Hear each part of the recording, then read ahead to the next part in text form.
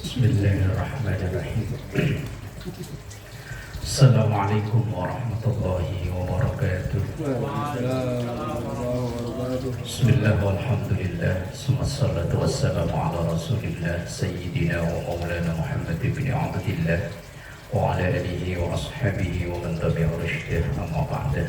Ila hadratin Nabiul Mustafa Muhammadin sallallahu alaihi wasallam wa ala alihi wa ashabihi wa azwajihi wa dhurriyyatihi wa ali baitihi al-kiram wa jami'i ummatihi minal muslimina wal muslimat wal mu'minina wal mu'minat ayyana makanu, khususan ma'rifatan kitab Syekh Ahmad Al-Hashimi bi barakatil Fatihah. A'udzu billahi minasy syaithanir rajim. Bismillahirrahmanirrahim. Alhamdulillahi rabbil alamin, arrahmanir rahim, maliki yaumiddin. Iyyaka na'budu wa iyyaka nasta'in, ihdinas siratal mustaqim, siratal ladzina an'amta 'alaihim ghairil maghdubi 'alaihim waladdallin.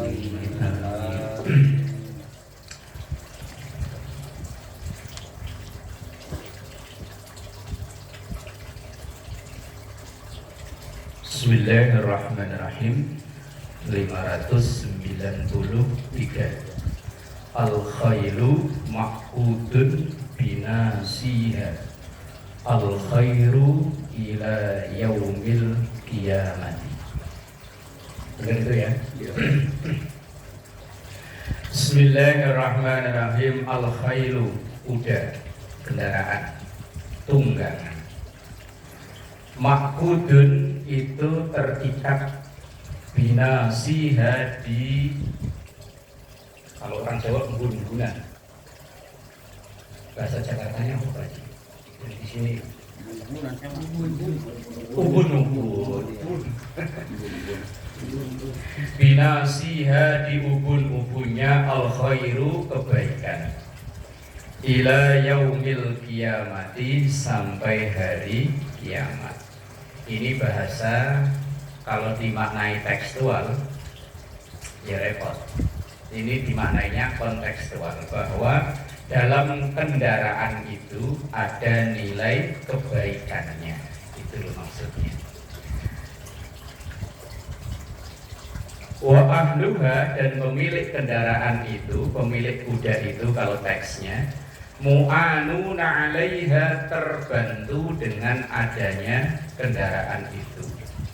Nah, ya kan, ya mau kerja, mau kemana-mana, yo terbantu dengan kendaraan itu. Famsahu, maka usaplah, binasiha, ubun-ubunnya. Bahasa konteksnya, maka rawatlah. Saatnya ganti oli, ganti oli. Sekarang udah aman, udah gak ke Depok, olinya awet.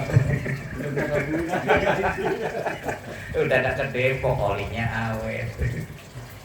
Wada'u, dan berdoalah laha, untuk kendaraan itu, bil barokati, dengan barokah. Maksudnya dengan adanya kendaraan itu kebaikan kita bertambah. Misalnya dulu sebelum ada kendaraan, kalau mau silaturahim ke rumah keluarga, ke rumah saudara itu berat.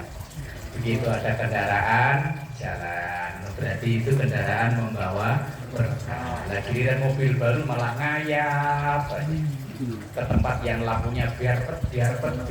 Wah. Nah, iya. Yang lampunya biar pet. Kalau dulu di Perumpung Pak Idris, sekarang masih ada nggak Pak Idris?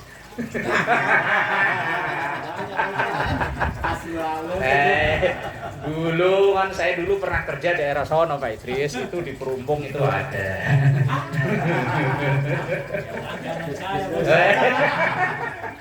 Langganan Pak Idris. Artinya wada'u laha bil barokah, berdoalah untuk kendaraan itu supaya membawa berkah. Berkah itu zikrul ma yazidukum fi ta'atillahi ta'ala. Setiap apapun yang menambah ketaatan kita kepada Allah itu disebut dengan berkah atau barokah.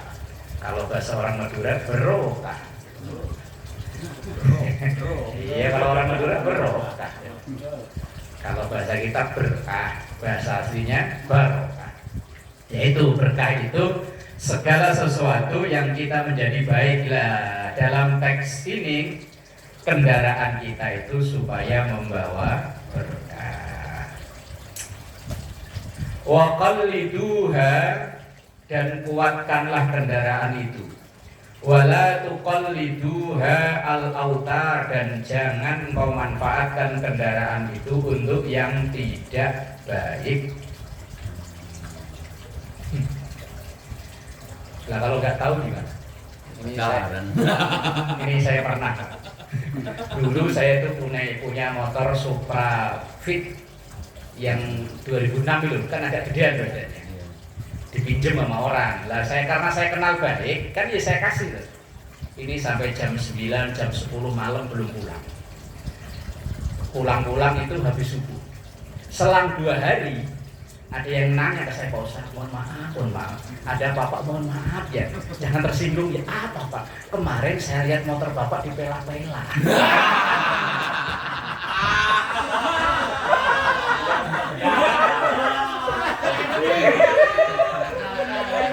Orangnya itu kayak malu-malu gitu.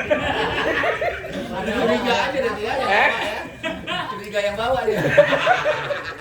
Emang tahu pela-pela? Yang dekat terminal Priok itu. Gratis gitu ya. Orangnya itu mungkin saya yakin itu begitu dia lihat suudon. Motornya Ustaz kok bisa. Asli mau dikumbang modalnya. Apa pengajian di sana gitu ya.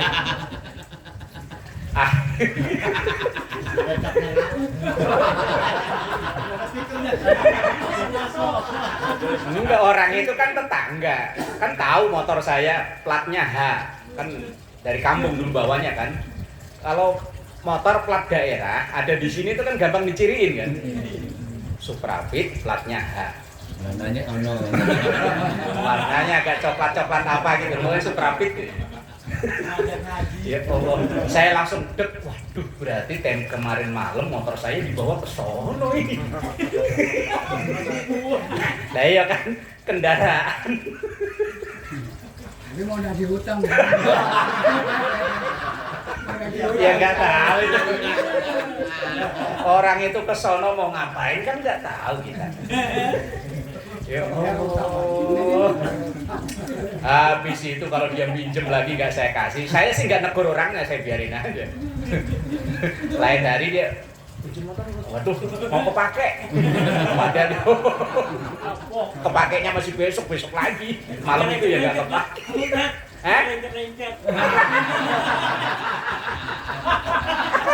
Kenalin iPhone. Ya Allah, niat kita kan baik ya, nolong ya. Tapi ternyata motor dibawa ke sono. Langsung nggak lama jual. Akhirnya beli Supra yang kayak Pak Pardi.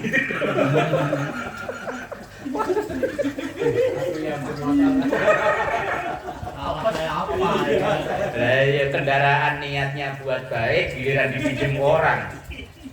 Ya nggak tahu di situ mau nagih hutang apa ya nggak tahu Pak Haji, pokoknya datangnya ke situ ya. Nomornya berapa? Ya Allah.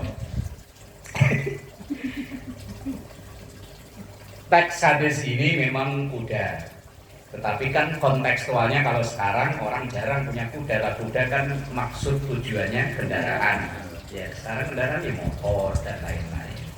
Artinya dengan kendaraan itu kita mohon kepada Allah supaya nambah ketaatan kita, biar itu yang disebut dengan kendaraan yang berkah, barokah. Makanya kalau minjemin motor hati-hati Pak Yos.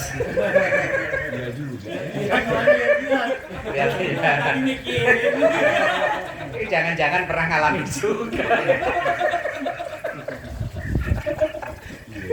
Iya. Emang tahu pela-pela Pak Yos? Tahu ceritanya. Oh, Pela itu terminal Priuk Sound dikit gitu. Kalau Gus Roy kalau mau pulang kampung lewatin. Tahu Ustaz?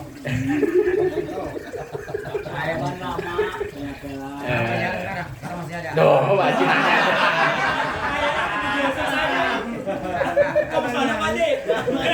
Kalau ada anterin. Mau minjem motor saya nggak Pak Haji?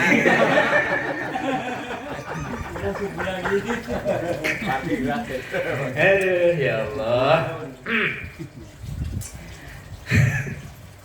Bismillahirrahmanirrahim. Khairus shadaqati. Sedekah yang terbaik. Maka an dhahri dinan itu bagi kita yang berkecukupan. Ginan itu kan kaya, cukup. Biar sesuatu yang kita sedekahkan itu enggak terlalu berat. Ya kalau kita dalam keadaan cukup. Kalau kekurangan, yes. Wabda dan dahulukan, prioritaskan. Biman ta'ulu ke orang yang menjadi tanggungan kita. Sedekah terbaik itu adalah sedekah ke orang yang menjadi tanggungan kita. Siapa ya? Anak, istri, orang tua kalau ada, mertua, sedekah terbaik teman untuk mertua man. Sedekah yang terbaik itu yang paling prioritaskan harta kita keluarkan itu untuk orang-orang yang menjadi tanggungan wajib. Tanggungan wajib itu ya istri dan anak. Orang tua atau mertua yang mungkin tinggal serumah dengan kita. Kalau tidak, ya wis tidak menjadi tanggungan kita. Ya, mati man. Kalau tinggal jauh, tapi kalau orang tua, misalnya orang tua, tapi dia menjadi tanggungan kita karena mungkin saudara-saudara yang lain ekonominya nggak bagus, terus kita yang terhitung mampu ya kita. Yang kita keluarkan itu ya bisa berbentuk bukan hanya sedekah harian ya. Misalnya kalau kita punya untuk fidyah, bayar utang puasa itu, tapi yang dengan fidyah, itu yang menjadi prioritas adalah keluarga. Kita bersedekah membagikan apapun, yang diprioritaskan itu keluarga dulu. Yang kalau untuk zakat memang harus orang luar, bukan yang menjadi tanggungan kita. Tapi kalau sedekah dan lain-lain itu yang diutamakan. Wabda biman ta'mulu, dahulukan, prioritaskan orang yang menjadi tanggungan wajib. Tanggungan wajib berarti kan keluarga ya. Setelah itu tanggungan sunnah. Yang ada tanggungan sunnah. Maksudnya sunnah itu ya pokoknya keluarga karib terdekat. Setelah semuanya beres baru orang lain. Kadang kan kebalik itu. Orang lain jor-joran nama kakak adik berat ya. Padahal hadisnya riwayat Bukhari, yang menjadi prioritas utama itu adalah keluarga. Bismillahirrahmanirrahim. Ini hadisnya pendek-pendek, ini malah pendek lagi. Khairus sadaqi aisaruhu. Khairus sidak atau sodak. Sebaik-baiknya mahar. Aisaruhu itu yang mudah untuk diperoleh. Yang menentukan mahar itu kan calon istri. Yang memberi mahar adalah calon suami. Ketika mahar itu sudah diberikan, mutlak punya istri. Kalau suami mau pakai, statusnya ngutang. Ngutang. Nanti yo kalau ada rezeki yo wajib bayar. Wong statusnya ngutang. Cuma saya pernah dengar dari almarhum Al-Maghfurlah Kiai Baimun Zubair, Kalau memang mampu, mahar itu dibanyakin. Kalau memang mampu. Kemudian duit mahar itu kan mutlak punya istri. Nah, kemudian mahar itu diserahkan ke suami untuk modal usaha. Tapi itu kalau mampu, kalau nggak mampu ya wis. Di situ bahasanya aisaruhu yang termudah. Nah sekarang ini kadang biar ngetren maharnya malah ribet. Ya, saya pernah hadir di acara akad nikah sampai nyebutnya aja susah loh, nganten laki-lakinya. Padahal kan mereka berdua yang nentuin ya. Misalnya nikahnya tanggal berapa gitu ya. Lah maharnya itu sesuai tanggalnya itu. Saya saat itu penceramah apa lupa. Ya sampai ulang lagi karena salah nyebut mahar. Nah, yang gampang juta, ya kan gampang ya. Nah, ini kadang kan sejuta, misalnya tanggal 13 1.300.000 bulan 2 20 terus berapa gitu. Oh, angel nemen.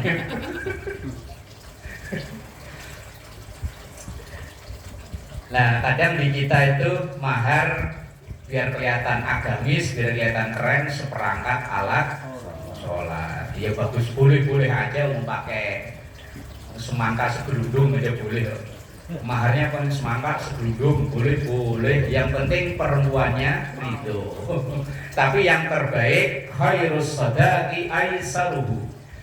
Mahar yang terbaik itu adalah yang tidak menyulitkan, yang mudah untuk memperolehnya. Nah kalau 100 juta bagi orang kaya ya mudah ya. Daripada yang tadi itu 1.324.655 rupiah. Wah, wangel mah zaman sekarang kan nyarinya. Biar kelihatan keren kan kadang begitu ya. Biar kelihatan agamis, mas kawin seperangkat alat sholat, cuman mushaf mau kena sejadah.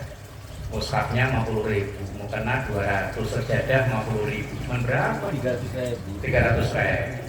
Kecuali kalau seperangkat alat sholat itu musola, marbot dan imamnya.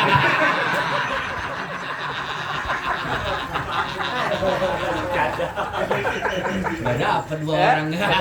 Iya. Keren ya, Gus Roy ya. Iya, nanti kalau ada yang lamar anaknya, maharnya apa? Seperangkat alat sholat. Plus. Ya iya, alat sholat kan musola kan alat ya. Imamnya plus marbotnya.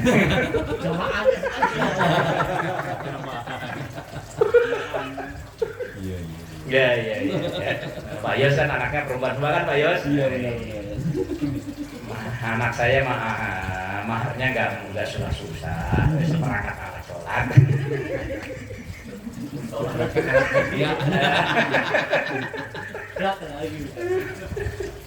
Ngapain? Musola minimal kan lebar 10x10 kan? Belum gaji merbot, gaji imam per bulan. Aduh, ya Allah, berarti wanita ilham. Marbot senang banget. Jadi mahar Haji. Bismillahirrahmanirrahim. Khairul kasbi kasbuyatil amili idza nasaha. Khairul kasbi sebaik-baiknya pekerjaan, yaitu kasbuyatil amili, pekerjaan dengan tangannya sendiri, alias mandiri. Kehormatan seorang muslim itu tidak bergantung kepada orang lain. Dalam hadis yang dulu nomor berapa itu, masih nomor belasan itu kan ada hadis bunyinya wa'lam anna syarafal mu'min qiyamuhu bil lail wa izzahu istighna'uhu 'anil nas. Dulu nomor belasan, nomor 12 atau 13 kayaknya ada bunyi hadis begitu. Anna syarafal mu'min, bahwa kemuliaan seorang mukmin itu qiyamuhu bil lail, bangunnya di waktu malam. Ngapain? Nonton bola? Mau kencing? Yo bukan. Wa minal laili fatahajjat bihi nafilatan lak asa ayyab'atsaka rabbuka maqaman mahmuda. Ya tahajud walaupun cuma 2 rakaat plus 1 witir. Cuman kalau nggak dipaksa ya apa tuh ya. Tahajud 2 rakaat, witirnya aku aja, 2-3 rakaat. mepet-mepet subuh juga masalah. Yang penting belum adzan subuh. Kemudian wa izzahu istighna waninas, dan mulianya seseorang, kehormatan seseorang itu istighna waninas, kemandiriannya, tidak minta bergantung ke orang lain. Lah, di sini kan khairul kasbi kasbuyatil amil, pekerjaan orang yang terhormat itu adalah yang tidak menggantungkan ke orang lain, alias mandiri. Berarti kalau sering meminta walaupun halal, cuma kalau jadi keseringan kan dilecehin orang ya. Ini kita nih asal datang nggak pernah modal, bawanya korek doang.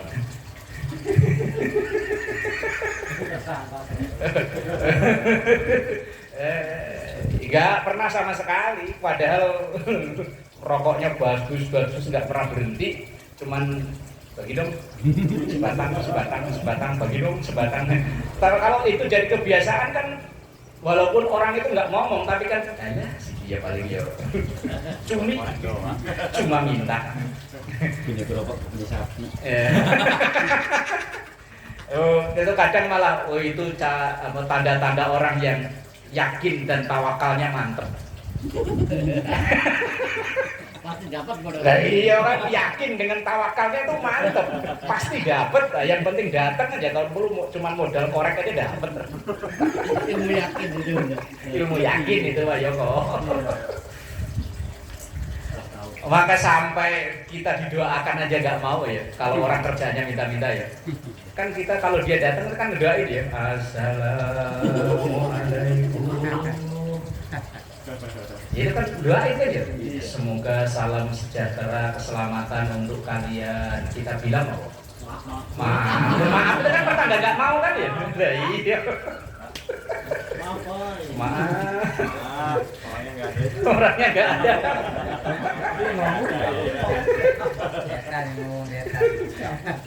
Ya karena kebiasaannya meminta-minta.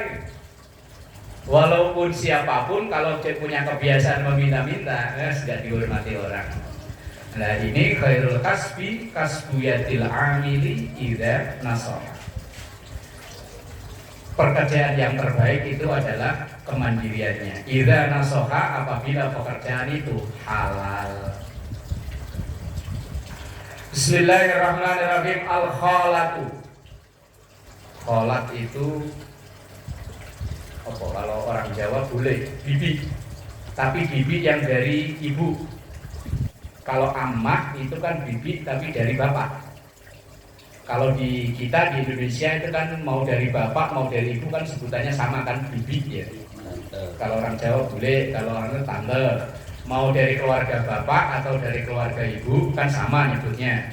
Cuman kalau dalam Arab kan berbeda. Kalau khalat itu bibi tapi yang dari ibu. Kalau amat pakai ain, amat itu bibi tapi yang dari keluarga bapak. Al-khalatu bibi yang dari ibu. Bimanzilatil kedudukannya itu seperti ibu. Ini dalam hal misalnya ada orang yang punya anak, kemudian ibunya itu meninggal. Kalau memang bapaknya itu tidak bisa ngasuh, maka hak asuh itu jatuh ke tangan bibi tapi yang dari ibu. Tapi kalau hukum Indonesia, wallahu alam nggak tahu. Hukum di Indonesia kan kadang ada ya, misalnya orang bercerai sampai ke pengadilan, nanti pengasuhan anak itu jatuh ke siapa kan? Wallahu alam kalau di hukum Indonesia. Tapi kalau dalam hadis ini al-khalatu bimanzilatil bibi yang dari ibu itu kedudukannya sama seperti ibu. Seandainya seorang itu punya anak, ibunya nggak bisa ngasuh, bapaknya nggak bisa ngasuh, maka yang berhak untuk pengasuh itu adalah khalat, bibi dari ibu. Bismillahirrahmanirrahim. Al-khazinu. Pak Selamat ini bendahara. Bendahara enggak? Takut bendahara juga. Al-khazin itu artinya penjaga, tapi penjaga harta berarti kan yo bendahara. Khazin itu penjaga, orang yang terima amanah untuk menjaga. Al-khazinu bendahara, al-muslimu seorang muslim, al-amin. Pas banget namanya aminin. Iya kok ya pas banget namanya. Al-amin artinya yang jujur, yang terpercaya. Alladzi yu'ti, yang ia itu diberi ma umira bihi, apa yang diamanahkan kepadanya, kamilan dengan sempurna, muwaffiron dan penuh tanggung jawab, thayyibatan bihi nafsuhu dengan senang hati, fayadfa'uhu kemudian ia menyalurkan atau menyalurkan ya, ilal ladzi umira lahu bihi, ke orang-orang yang diperintahkan untuk menerima. Maka ahadul mutasaddiqaini, bendahara itu memperoleh pahala sama dengan orang yang memberi. Jadi kalau ada orang infak 1 juta, kan lewat bendara itu duitnya dipegang bendara dulu, lah kemudian bendara bayar tukang. Itu kan namanya kan alladzi umira lahu bihi. Maka sang bendara ini dapat pahala sama dengan orang yang ngasih. Enak jadi bendara, Mbak. Apalagi lagi bangun begini kan duitnya banyak ya. Enggak, maksudnya duit yang lewat itu. Lah iya, kalau ada orang sedekah 10 juta dititipin, kemudian buat bayar tukang, buat bayar material, itu 10 juta itu pahalanya dibagi 2 dari orang yang ngasih sama orang yang menerima, alias jadi perantara, jadi penjaga alias bendahara. Enak Pak Yos? Iya. Tanggung jawabnya apa? Jadi kalau ada orang sedekah kok misalnya terkumpul, tercatat dari awal sampai akhir pembangunan kok 1M, Mbak. Wah, sama dengan sedekah 1M. Kapan lagi bisa sedekah segitu? Lah itu loh hadisnya, ahadul mutasaddiqaini. Maka orang yang menjadi bendahara itu menjadi salah satu dari mutasaddiqaini, 2 orang yang bersedekah. Sedekah tangan pertama pemilik harta, tangan kedua yang diamanai alias bendahara. Maka ketika bendahara ini sudah menyampaikan ke yang dituju, buat bayar tukang, buat material misalnya, lah maka duit 10 juta itu pahalanya ya untuk yang memberi, yang punya duit, juga untuk yang dilewati alias diamanahkan alias bendahara itu tadi. Sampai kelar itu, sampai duit 1 miliar lumayan, sodakohnya banyak.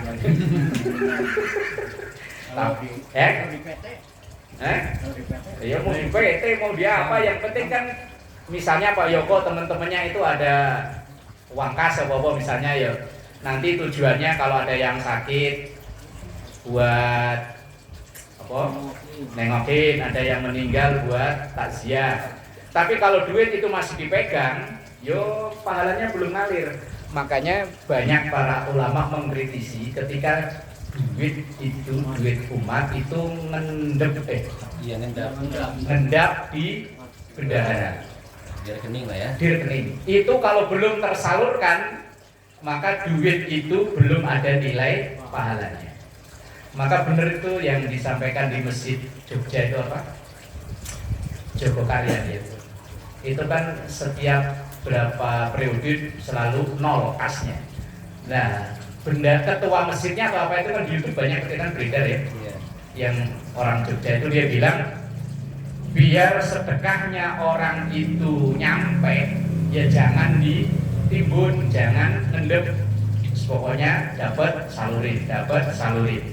Lah orang yang tangan pertama ini sedekahnya baru akan nyampe, baru akan ada nilai pahalanya kalau sudah disalurkan. Nah sekarang itu kadang banyak pengurus masjid yang bangga dengan ketika ngumumin kas. Wah, begitu Ustaz. Itu duit ngendep hanya bikin kaya Cina.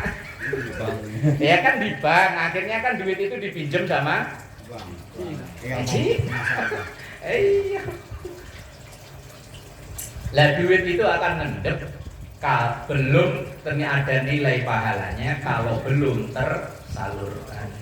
Lah makanya ya musola kita itu jangankan punya kas, ngutang ya iya. Kita benar. Lah ya iya resikonya. Dia bah. Lah yang berpahala gede pasti resikonya ya gede. Wah. Aduh.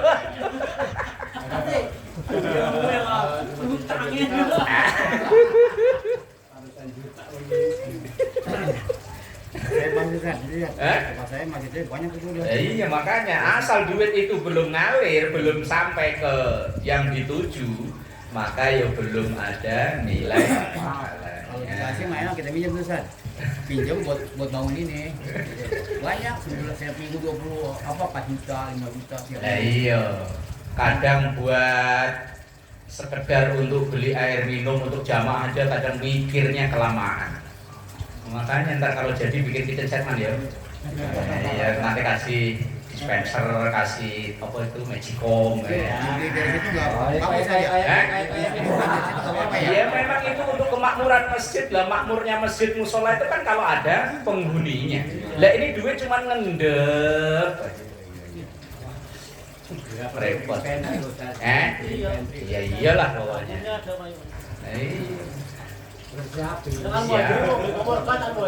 Nah ini kayak al-muhajirin itu ada kompor gas, ada teko yang buat rebus air, memang harusnya begitu.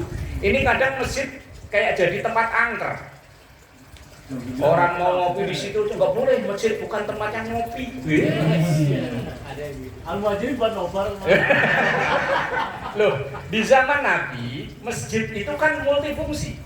Rapat mau perang ya di masjid, rapat untuk kesejahteraan masyarakat, urusan sosial ya di masjid. Masjid itu tempat sentral, bukan hanya sekedar untuk sholat. Maka ya bener itu ya Masjid Jogokarian itu. Sampai kan banyak itu pengurus-pengurus masjid di Jakarta itu pada studi banding sama. Bagaimana caranya ini kok bisa langsung duit itu ngalir ya langsung kepake. Tapi alhamdulillah sih sekarang itu kalau habis sholat Jumat itu banyak masjid yang mau mengeluarkan kasnya untuk beli, kalau sekarang ya pada istilah Jumat berkah. Itu sekarang alhamdulillah. Kalau dulu itu cuma bangga kasnya sekian. Tempat saya ada yang pertama belum dibentuk gini San. Nilainya gede banget 400 juta, tapi begitu pindah tangan kagak ada duitnya. Nah iya, Pada dipakein orang kagak balik. Makanya mending langsung disalurkan. Akhirnya ya yang minjem udah pada mati. Minjem. Repot. Iya kelamaan balikin, anak-anaknya nggak pada mau. Repot itu, bisa kagak ada. Cari begitu buat beli kerak. Makanya untung musola kita nggak punya kasih mbak ya, habis.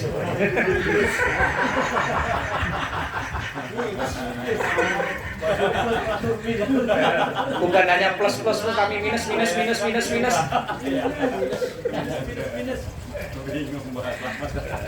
Dan hari berdosa gitu ya. Iya, 400 juta bisa kagak ada. Lah iya itu yang minjemin ya. Diumumin 400 juta begitu. Bahkan dulu saya pernah dengar bahwa alam lupa dari siapa itu ya. Termasuk dosa besar pengurus masjid musola yang menimbun kas sementara kanan kiri banyak anak yang nggak bisa sekolah karena nggak bisa bayar. Alangkah baiknya itu kas diperbentukan, walaupun mungkin tidak dikasihkan langsung ke orangnya, tapi ke sekolahannya. Misi itu bayarannya nih dari duit kas itu. Bahkan bendara masjid musola itu pelitnya alhamdulillah. Lah iya, padahal bukan duitnya dia kan ya. Duit itu duit umat lah, duit itu belum ada nilai pahalanya kalau belum tersalurkan. Hadisnya itu loh, nomor 598. Ntar habis pembangunan selesai ganti man bendaranya man.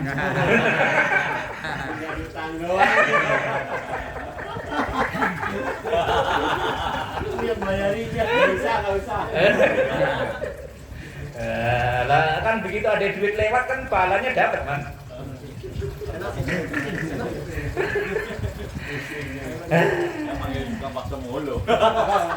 Bismillahirrahmanirrahim. Harfud dal, huruf dal. Wah, tidak sampai huruf dal, lumayan lah ya. Alif, ba, ta, sa, jim, ha, ko, dal. Lumayan. Udah dapat 500, 600 lah ya, udah 599. Berapa tahun ini kita ngaji ya? 3 tahun udah ada? 3 tahun ya? Iya. Iya, lumayan lah ya. 3 tahun. 3 tahun ya. Bismillahirrahmanirrahim. Harfud dal, huruf dal. Dakhalat imra'atun an-nar. Dakhalat masuk imra'atun, seorang wanita, an-nar, ke neraka. Apa sebabnya? Fi hirratin, karena disebabkan masalah kucing. Nih, sampai orang-orang takut kualat sama kucing. Nabrak kucing ketakutan, bila nabrak orang kabur. Hadisnya sahih ini. Dakalatin mar'atun an-nar, masuk neraka seorang perempuan fi hirratin, karena masalah kucing. Kenapa itu kucing? Robatot ha, perempuan itu ngikat kucing itu. Falam tut'imha, dan tidak memberi makan. Diikat, dikandangin, tapi nggak diberi makan. Kalau kita punya burung, punya bebek, kita jalan-jalan 2 hari lupa nggak dikasih makan, bebeknya mati gimana? Sama aja. Terus diberi makan lama juga sih. Falam tut'imha, dan ia tidak memberi makannya. Walam tadakha, dan ia tidak membiarkannya. Takulu min khosyasil ardi, takulu memakan, min khosyasil ardi, serangga-serangga tanah. Hatta matat, sehingga kucing itu mati. Nah, maksudnya dosa seorang wanita, ya bukan wanita hanya ini, tapi mungkin Rasulullah ini ada kisah nyatanya. Wanita itu masuk neraka gara-gara kucing yang diikat, nggak diberi makan, sampai kucing itu nggak bisa makan serangga-serangga tanah, sehingga kucing itu mati. Ini teksnya, kucing, konteksnya ya apa aja, burung ya. Bebek, Pak Idris kalau mau jalan-jalan Pak Idris, bebeknya potong dulu aja.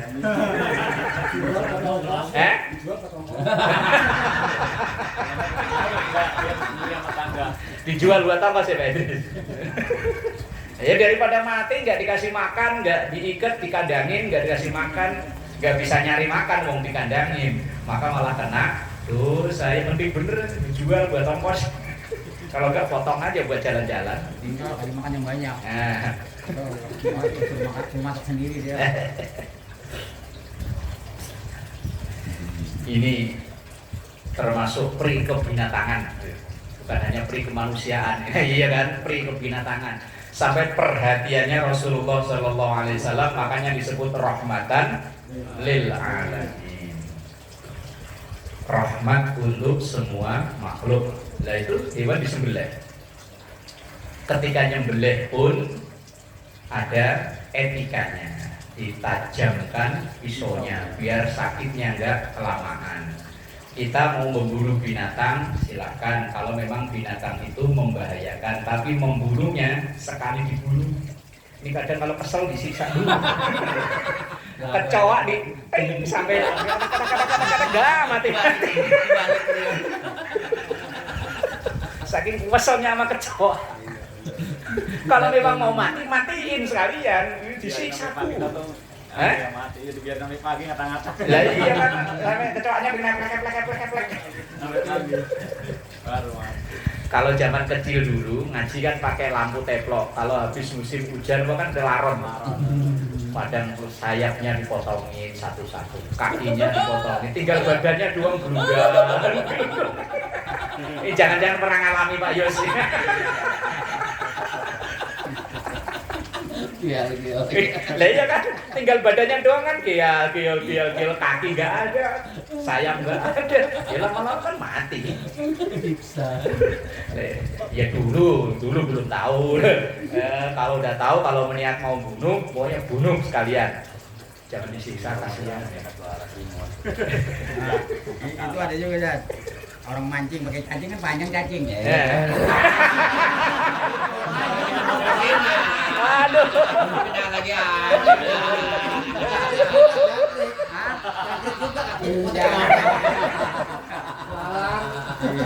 Cacing kan panjang potong aja. Iya ya. Iya. Udah maju lagi Pak Ji. Jangan mancing lagi. Si mancingnya sih nggak apa-apa, yang nyiksanya ya. Sekali Jangkrik ya. Mancing pakai jangkrik nggak? Iya. Pakai ya. Jangkriknya di kakinya diprotes-protesin. agak Yuk, tusuk aja Ustaz. Yuk. Tusuk mah ditusuk dari kepala ke bawah.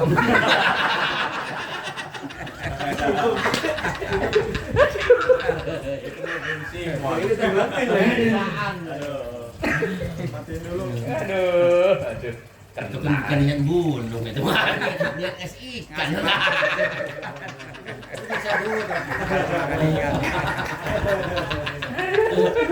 Wes umpannya ganti lah. Kalau kaligus ikannya merotes, jangan banyak aja. Menek-menek aja. Yang banyak dah. Aduh. Ya Allah.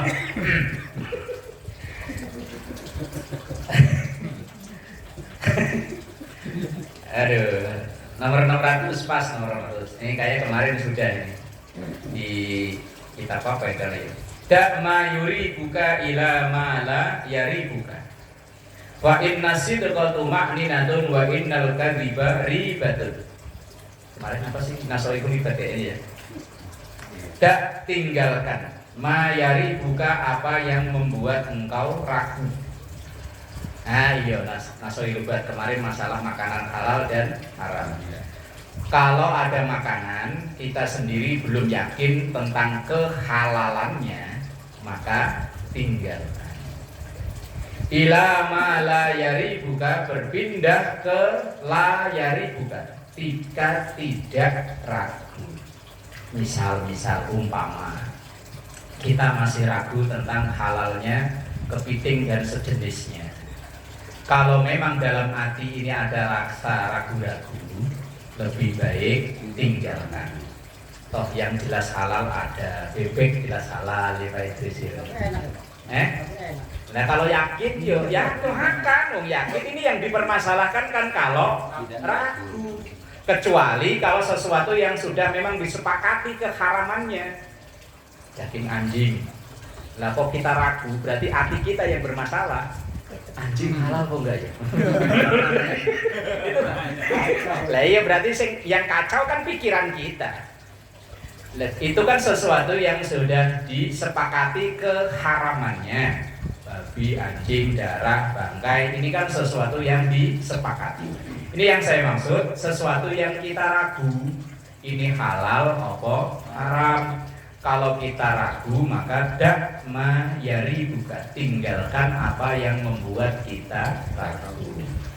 Berpindah ila ma la yari buka, ke sesuatu yang kita ragu alias yakin. Ya sesuatu yang kita yakini halal.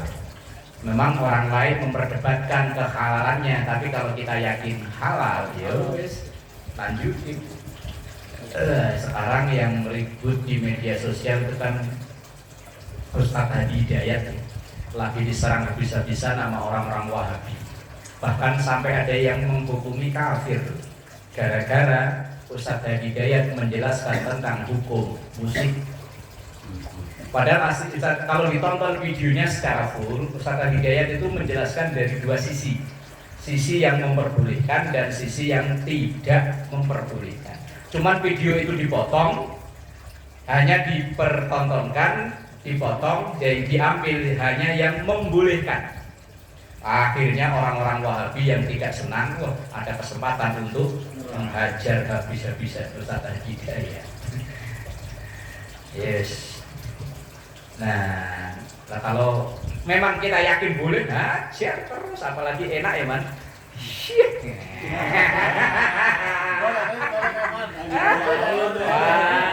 Tangan dua masih amatir ya, tangan satu. Itu sedekah yang tepat sasaran itu. Kan di rumah udah beres Pak Ji, di rumah udah beres. Bisa. Di rumah beras nggak ada, orang dikasih. Di rumah udah beres itu. Ya kan tadi kan wabda bima ta'ulu, dahulukan yang menjadi tanggungan. Tanggungannya udah beres Pak Ji. Tanggungan wajib.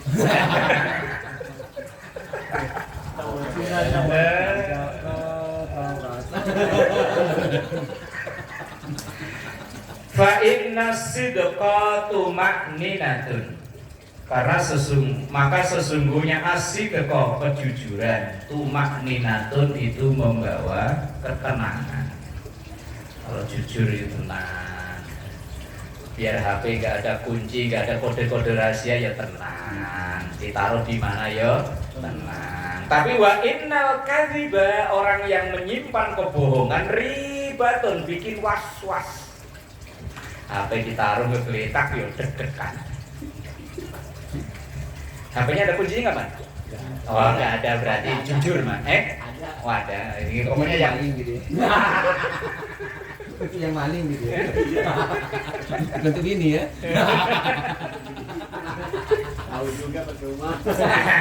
wa innal kadhiba, kalau kita menyimpan kebohongan, ribatun, itu pasti was-was, deg-degan.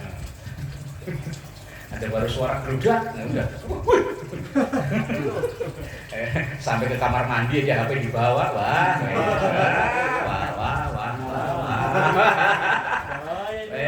Wes. Pernah ngalami man?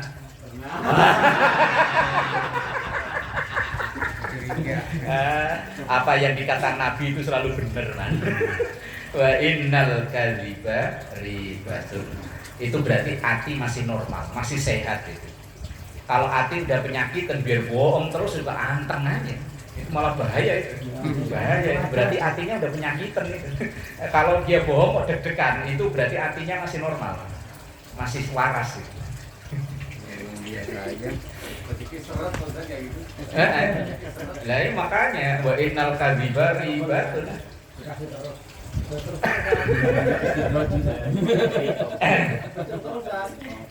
Bismillahirrahmanirrahim. Satu hadis lagi. Du'aul mar'il muslimi. Doa seorang muslim mustajabun, itu diijabah li akhihi, untuk saudaranya, bidhahril ghaibi, yang doa itu tanpa sepengetahuan dari yang didoain. Kita didoain oleh orang yang kita tidak tahu itu siapa, atau kita mendoakan ke seseorang yang orang itu tidak tahu. Misalnya kita doain siapa gitu, cuman orang itu nggak tahu kalau kita doain. Nah doa itu yang mustajabah, karena doa seperti itu kan berarti ikhlas ya. Kalau doa yang diminta itu kan belum tentu ikhlas, apalagi yang mendoakan ada pamrih. Wah bapak mah moga-moga rezekinya lancar, proyeknya bagus, keluarga sakinah mawaddah warahmah, anak-anak sehat. Tapi ada 1 juta dulu enggak? Biar silaturahmi enggak putus, minjem dulu 100. Itu kan ada udang di balik. Tapi kalau ngedoain tanpa sepengetahuan dari orang yang kita doain, kan nggak ada pamrih apa-apa. Berarti itu doa kan ikhlas. Diam-diam kita mendoakan seseorang. Nah, itu doa yang mustajab. Inda ra'sihi malakun muwakkalun bihi.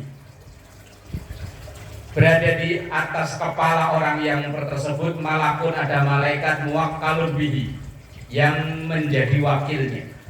Kullama da'a li akhihi bi khairin, selama doa untuk saudaranya itu masalah kebaikan, kecuali doa yang buruk, nyumpahin moga-moga itu proyeknya cuma sampai di sini doang, nyumpahin namanya.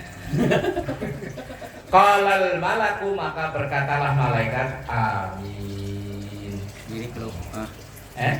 Kalau mereka syirik lo. Ayo, kalau doa yang kebaikan yang kita doakan orang itu nggak tahu, tanpa sepengetahuannya, malah malaikat langsung mengaminkan doa kita.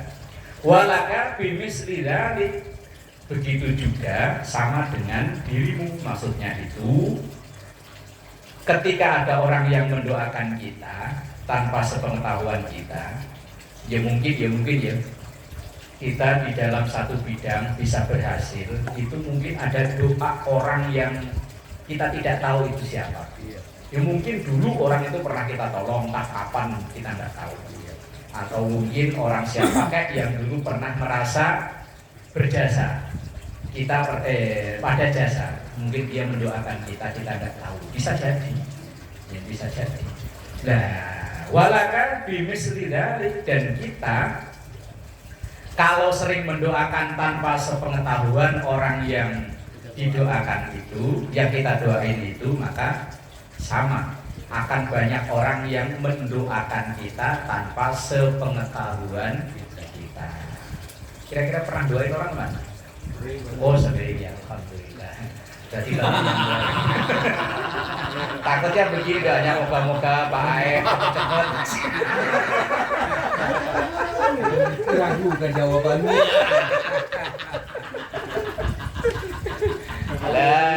Kalau kita doain wal muslimina wal muslimat wal mu'minina wal mu'minat, kan semuanya iman ya.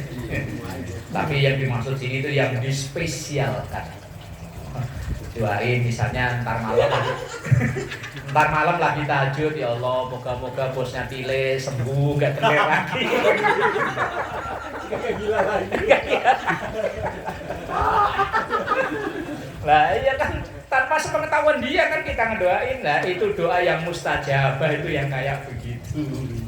Lah kalau yang ada udang di balik kayak tadi, wallahu a'lam bishawab. Nah, ini hadis nomor 601, 602, wallahu a'lam bishawab.